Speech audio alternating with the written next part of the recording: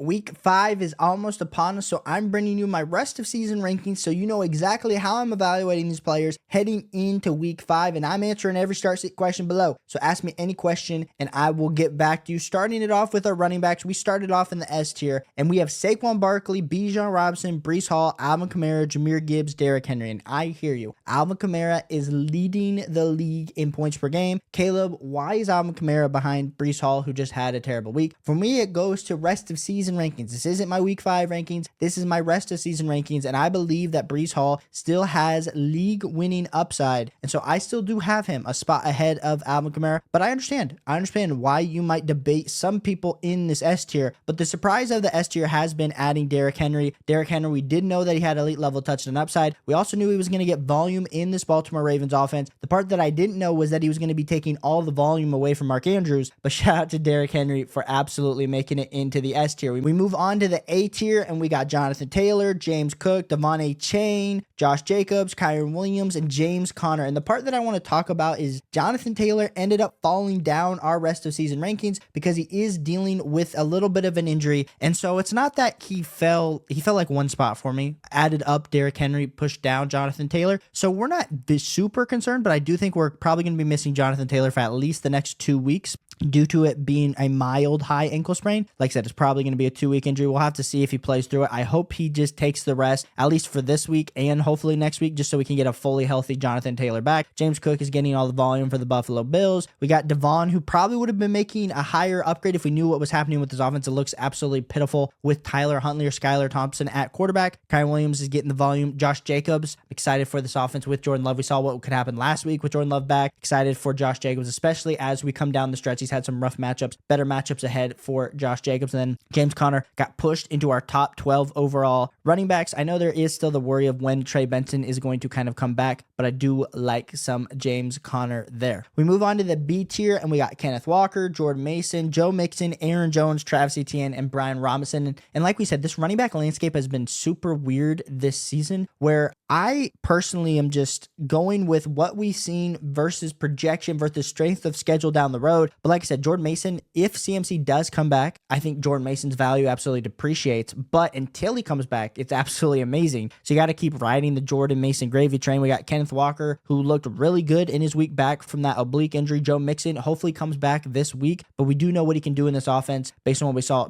earlier in the season. Travis Etienne is on the struggle bus. The Jacksonville Jaguars can turn it around, and Brian Robinson is continuing every week to upgrade and move higher up in the rankings. So maybe you can argue that Brian Robinson should be ahead of Travis Etienne. Listen, you guys let me know down below, but I do like Brian Robinson, and then of course Aaron Jones and this Minnesota Vikings led offense. We move on to our C tier here, and the part that I do want to talk about here in the C tier is we still have Christian McCaffrey making it into the C tier, and assuming that if we can project that he is going to be coming back by week 10, week 9, week 10, week 11, I think you got to keep him here because Christian McCaffrey is a league winning running back. Even if he is playing at 80% of what he typically is, that's still going to be enough for him to be a league winner for you. So I think it's valuing not knowing what the future is for Christian McCaffrey, but putting him here in the C tier. David Montgomery, Ramondre Stevenson, Tony Pollard, CMC, J.K. Dobbins, Devin Singletary, and then Najee Harris did make a little bit of push up here in the overall C tier. We move on to the D tier, and it's a little bit larger of a tier. Rachaad White has fallen down the board. Chuba Hubbard has gotten pushed up. We got Jonathan Brooks, who we're super excited about. We think he's a league winner coming down the stretch. What's that split going to look like? We got Zach Moss, who broke out last week, but we also saw a really great game from Chase Brown. So have both these guys in the same tier. DeAndre Swift had a great game. Braylon Allen's been very consistent for the Jets. If anything were to happen to Breece Hall, I think he 100% push Braylon Allen. He might make it up into the A tier at some point this season. Worst comes to worst, and then Zach Charbonnet and then Jerome Ford here in the D tier. So this is kind of how I'm evaluating these running backs. Like I said, the E tier is kind of like the rest of the guys: Ezekiel Elliott, Javonte Williams, Alexander Madison, Gus Bus, Jalen Warren, Zamir White, Raheem Mostert, Isaiah Pacheco. None of these guys you want to start, but if it does get super dicey, you might have to. We move on to our wide receivers. And the wide receivers, we got Justin Jefferson, CeeDee Lamb, Jamar Chase, Malik Neighbors, Amon-Ra St. Brown, and AJ Brown. And Rashee Rice was in this tier for the longest time. And then, of course, with that injury for Rashee Rice,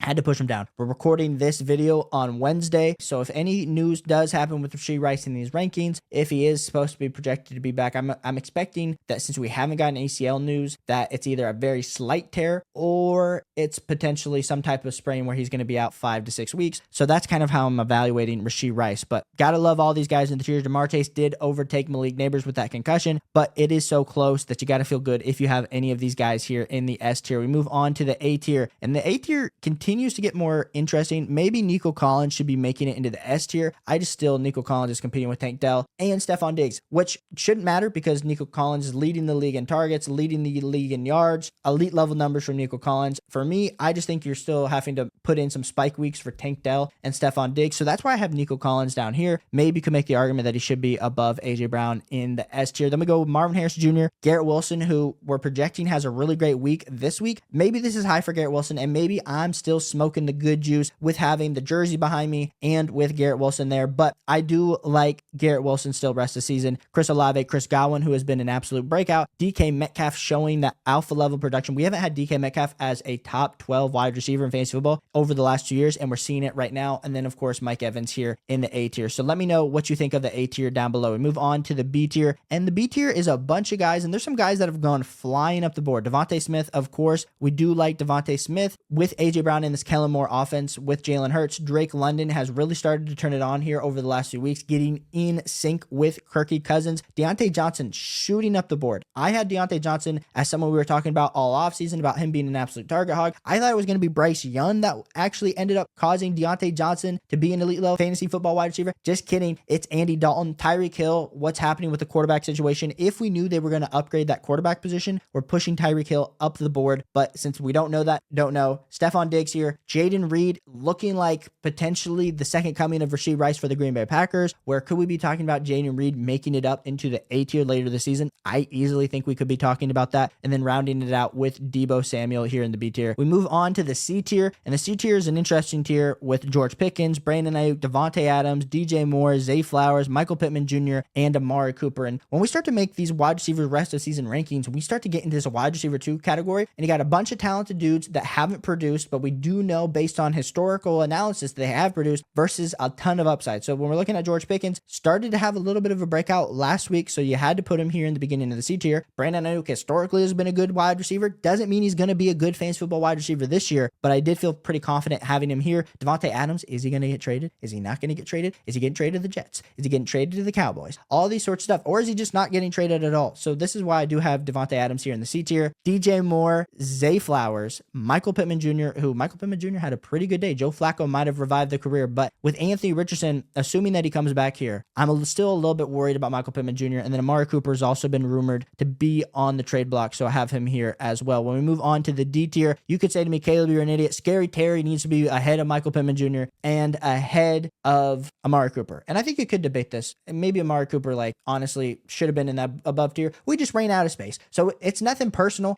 with Terry McLaurin. You know I'm an Ohio State Buckeye fanboy, so I absolutely love what Terry McLaurin's doing. I love what Jaden Daniels is doing. We'll talk about him a little bit later. Then we go with Jameson Williams, Brian Thomason Jr., T. Higgins, Xavier Worthy. I put a Rashee Rice here, and Xavier Worthy in this intermediate time with no Rashee Rice, it's going to be the time to see what's going to be happening with him. I'm super pumped to see what happens with some Rashee Rice, JSN, Tank Dell, and Jordan Addison. And you could maybe say Jordan Addison should be ahead of Tank Dell. I think that'd be a good statement to have. As I'm saying this, I would put Jordan Addison above Tank Dell. I did my rankings, and I was like, yep, I got Tank Dell ahead of Jordan Addison. But now, on the moment, in front of the camera, I will switch my analysis on that. So just to note, put Jordan Addison above Tank Dell. We move on to the E tier, and this is a bunch of guys that are currently hurt and what we're doing with them in the rankings. In the E tier, we started off with Cooper Kupp. He's going to be coming back from injury. Gotta like some Cooper Kupp. We've seen some of these wide receivers like the Tutu Atwells, like the Jordan Whittingtons, like the DeMarcus Robinsons having okay fantasy football production. Cooper Kupp still going to be elite when he gets back. Just got to get back healthy. Rashid Shaheed, Calvin Ridley, Jerry Jeudy, Puka Nacua, Keenan Allen, Jalen Waddle, the fall from grace all the way to the bottom of my rankings. Khalil Shakir, and then Christian Kirk rounding it out. And then we go to the F tier. Romo Dunze, Lad McConkey, Xavier Legette, Dontavion Wicks, Christian Kirk, Darnell Mooney, Tyler Lockett, DeAndre Hopkins, Cortland Sutton, Josh Downs.